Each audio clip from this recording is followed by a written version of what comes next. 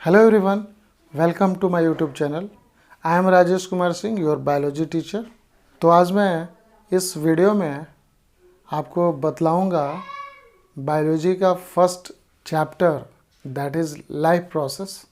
वैसे आपके NCERT book में यह चैप्टर नंबर 6 है, लेकिन बायोलॉजी का यह पहला चैप्टर है and that chapter is known as life processes. तो स्टूडेंट्स, इस चैप्टर में हम लोग बात करेंगे कि जितने भी लिविंग ऑर्गेनिजम्स हमारे अर्थ पे पाए जाते हैं, उन सभी लिविंग ऑर्गेनिजम्स में ऐसी क्या खास बात है, ऐसी क्या फीचर्स है, ऐसे कौन कौन से प्रोसेस होते हैं जिनके कारण वे इस अर्थ पे सरवाइव करते हैं, चाहे वो ह्यूमन बीइंग हो, चाहे वो प्लांट्स या दूसरे अदर एनिमल्स हों।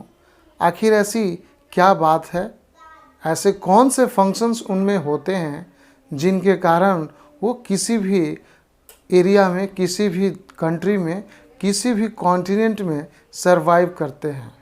तो बच्चों, आज के वीडियो में हम लोग लाइफ प्रोसेस के बारे में जानेंगे। तो लाइफ प्रोसेस एक खास तरह का प्रोसेस है जिसके कारण इस अर्थ पे रहने वाले सभी लिविंग ऑर्गेनिजम्स सरवाइव करते हैं। तो इसका डिफाइन हम लोग बहुत आसानी से कर लेंगे और इसका डिफिनीशन क्या होगा?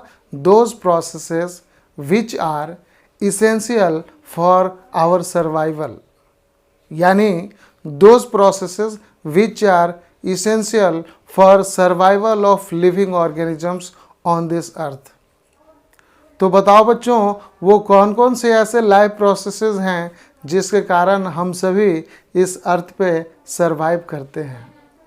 क्या आपको पता है वो कौन कौन से ऐसे प्रोसेस हैं, वो कौन कौन से इसेंशियल प्रोसेस हैं जिसके कारण हम सभी इस अर्थ पे सरवाइव करते हैं?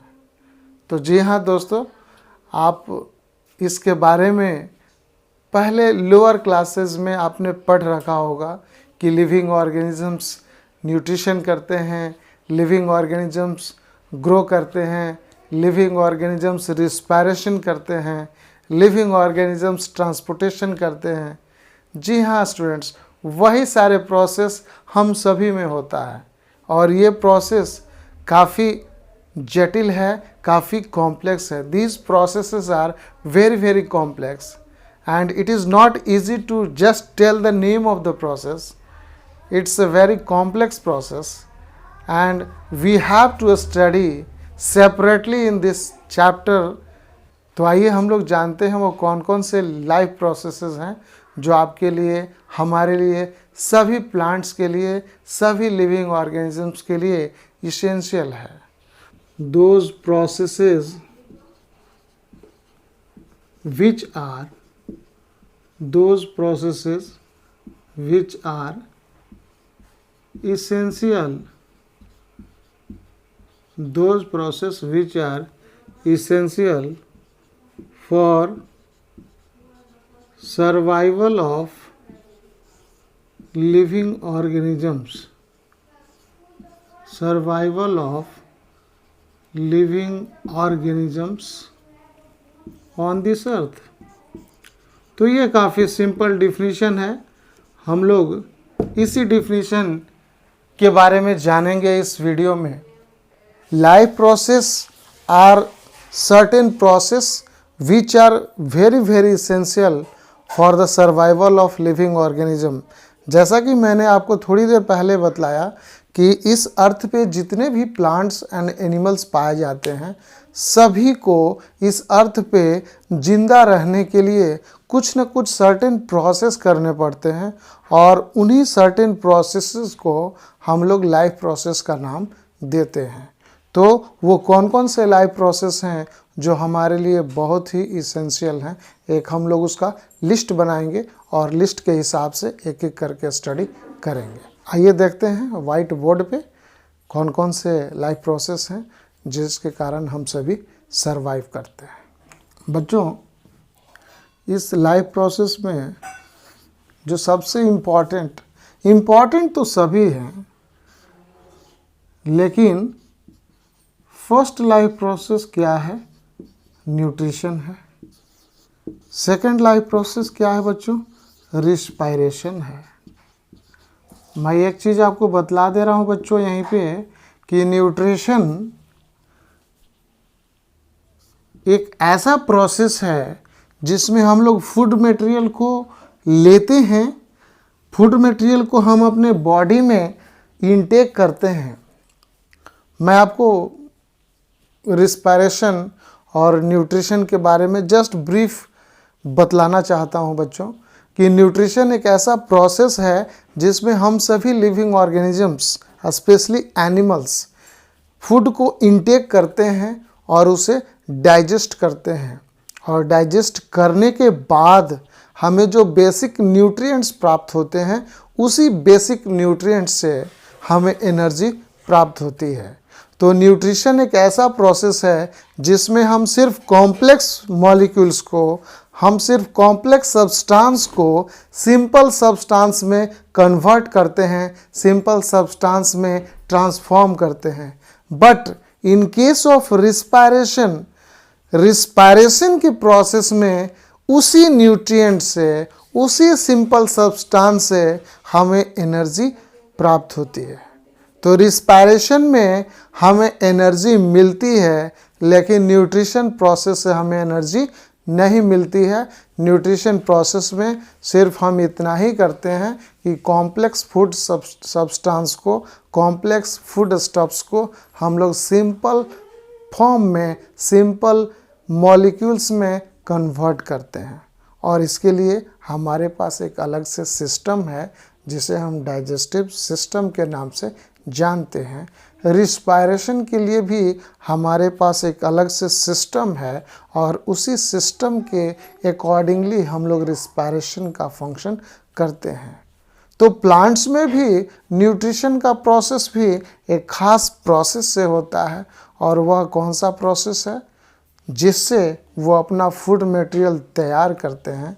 तो फूड मटेरियल तैयार करने के प्रोसेस को हम लोग फोटोसिंथेसिस कहते हैं, लेकिन प्लांट्स में जो न्यूट्रिशन होता है उसे हम ऑटोट्रॉफिक न्यूट्रिशन कहते हैं। तो चलिए हम लोग इसका डिटेल हम लोग अलग से न्यूट्रिशन चैप्टर में या न्यूट्रिशन टॉपिक में स्टडी करेंगे। अभी फ़िलहाल हम लोग इस न्यूट्रिशन के लिस्ट को कंप्लीट कर लें। तो आइए, रिस्पायरेशन के बाद हम लोग देखेंगे कि कौन सा इम्पोर्टेंट लाइफ प्रोसेस है।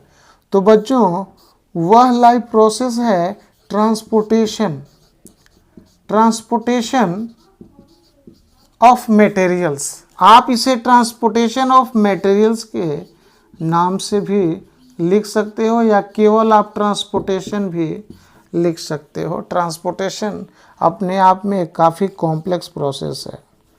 तो ये 3 प्रोसेस हम लोगों ने जान लिया, इसके बारे में ब्रीफ नाम ही जाना है अभी बस। एक्सक्रीशन क्या होता है? बच्चों, आपने पढ़ा होगा लोअर क्लास में एक्सक्रीशन, कि एक्सक्रीशन एक इम्पॉर्टेंट प्रोसेस है जिसके कारण हमारे बॉडी से नाइट्रोजिनस वेस्ट प्रोडक्ट को हम लोग एलिमिनेट करते हैं, यानी elimination of nitrogenous waste product from the body is known as excretion. तो हम लोग इन्हीं 4 प्रोसेस को, हम लोग इन्हीं 4 प्रोसेस को इस लाइफ प्रोसेस में स्टडी करेंगे, जो कि आपके NCERT के अकॉर्डिंग दिया गया है। तो ये 4 लाइफ प्रोसेसेस हमारे सर्वाइवल के लिए काफ़ी इम्पॉर्टेंट हैं। इसके साथ साथ और भी हमारे बॉडी में लाइफ प्रोसेस होते हैं, जैसे control and coordination is a important function of the body. Due to this our different functions are controlled. Next process is known as reproduction. As you know, reproduction is an important life process due to which living organisms maintain their races, living organisms maintain their species on this earth, and by the process of reproduction we can produce their offsprings in the similar types, in the same types, not identical, in the same types. Okay तो हम लोग reproduction process में भी आगे पढ़ेंगे कि हम लोग अपने ऑफस्प्रिंग को प्रोड्यूस करते हैं, उसे बर्थ देते हैं, तो वो आइडेंटिकल नहीं होता है, वो सिमिलर टू पेरेंट्स होता है। अब आप सोचोगे कि कैसे फादर और मदर से आइडेंटिकल क्यों नहीं है, तो बिल्कुल सही बात है बच्चों, पेरेंट्स से कभी भी उनके चिल्ड्रन आइडेंटिकल नहीं होते, क्योंकि कहीं ना कहीं वेरिएशंस ऑफस्प्रिंग में होता है, और वो वेरिएशंस कैसे होता है, सेक्सुअल रिप्रोडक्शन के कारण होता है। तो हम लोग इसकी चर्चा रिप्रोडक्शन और साथ साथ इवोल्यूशन में करेंगे। तो फिलहाल हम लोग देखते हैं कि ये 4 प्रोसेस, ये 4 प्रोसेस हमारे लाइफ के लिए कितने इम्पॉर्टेंट हैं, और एक एक करके हम लोग देखेंगे। तो बच्चों इन प्रोसेस के लिए हमारे बॉडी के अंदर खास तरह के ऑर्गन सिस्टम डेवलप हैं, और इस ऑर्गन सिस्टम का नाम क्या है, डाइजेस्टिव सिस्टम। डाइजेस्टिव सिस्टम क्या परफॉर्म करते हैं बच्चों, न्यूट्रिशन परफॉर्म करते हैं। रिस्पायरेशन के लिए कौन सा सिस्टम है, तो जस्ट मैंने अभी आपको बतलाया कि रिस्पायरेशन के लिए हमारे बॉडी में रिस्पायरेटरी सिस्टम वेल डेवलप है। ट्रांसपोर्टेशन के लिए हमारे बॉडी में कौन सा सिस्टम डेवलप है, तो इसे हम सर्कुलेटरी सिस्टम के नाम से जानते हैं। Circulatory system is also known as cardiovascular system. इसको हम लोग मेडिकल टर्म में जानेंगे, कार्डियोवैस्कुलर सिस्टम। ठीक है बच्चों, तो आप इसे सर्कुलेटरी सिस्टम का नाम दे दें या कार्डियोवैस्कुलर सिस्टम का नाम दे दें। एक्सक्रीशन में हमारे बॉडी के अंदर एक खास तरह का सिस्टम है जिसे हम एक्सक्रीटरी सिस्टम के नाम से जानते हैं। तो ये 4 प्रोसेस बहुत ही इसेंशियल है, इसके बगैर हम लोग सरवाइव नहीं कर सकते। क्या आप न्यूट्रिशन के बगैर सरवाइव कर पाएंगे, नहीं कर पाएंगे। क्या आप रिस्पायरेशन के बगैर सरवाइव कर पाएंगे, नहीं कर पाएंगे। क्या ट्रांसपोर्टेशन के बगैर हम लोग सरवाइव कर पाएंगे। हमारे अंदर जितने भी न्यूट्रिएंट्स हैं वो डाइजेशन कहाँ होता है, एलिमेंट्री कैनाल में, और ये सारे के सारे न्यूट्रिएंट्स जाते कहाँ हैं, थ्रू द ब्लड सर्कुलेशन, ये अल्टीमेटली सेल के अंदर डिपॉजिट होते हैं। तो ट्रांसपोर्टेशन बहुत ही एसेंशियल है हमारे बॉडी के अंदर। जो फ्लूइड का सर्कुलेशन है, चाहे वो ब्लड हो चाहे लिम्फ हो, बहुत ही एसेंशियल है। और फोर्थ क्या है, एक्सक्रीशन, यानी सेल के अंदर जितने भी वेस्ट प्रोडक्ट का फॉर्मेशन होता है उन सभी वेस्ट प्रोडक्ट को हम अपने बॉडी से बाहर समय समय से रिलीज़ करते हैं। वो भी कैसा वेस्ट प्रोडक्ट बच्चों, तो नाइट्रोजीनस वेस्ट प्रोडक्ट। ये नहीं कि अनडाइजेस्टेड फूड मटेरियल्स, नहीं, यहाँ पे आपको बिल्कुल क्लियर कट होना होगा कि अनडाइजेस्टेड फूड मटेरियल को यदि हम फीकल मैटर के रूप में शरीर से बाहर रिलीज करते हैं तो उसे हम क्या कहते हैं, उस प्रोसेस को हम लोग इजेशन का नाम देते हैं।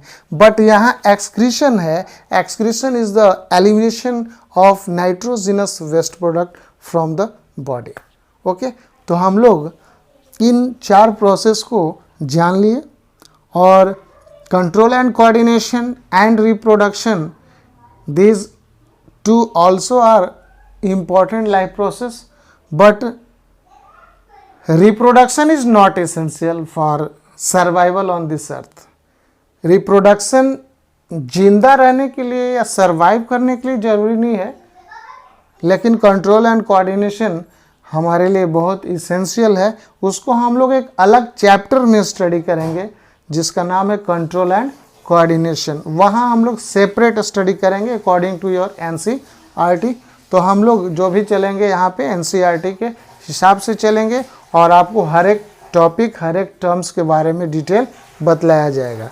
तो बच्चों, this is the first video for life processes, and you can say that this is the introductory video, and in this video we have studied that life process are different types which takes place inside our body, such as nutrition, respiration, transportation and excretion. and for these processes we have a well developed system that is named as digestive system, respiratory system, circulatory system and excretory system. तो हम लोग मिलते हैं next video में और हम लोग topic nutrition को लेकर चलेंगे। पहला टॉपिक आपका वही है, उस पूरे प्रोसेस को हम लोग कंप्लीट करेंगे और फिर धीरे धीरे हम लोग आगे बढ़ेंगे। तो वैसे स्टूडेंट्स जो बिल्कुल नए आए हैं तो आप मेरे चैनल को सब्सक्राइब कर लें। वीडियो पसंद आए तो इसे लाइक और शेयर ज़रूर करें। तो मिलते हैं हम लोग अगले वीडियो में, तब तक के लिए धन्यवाद।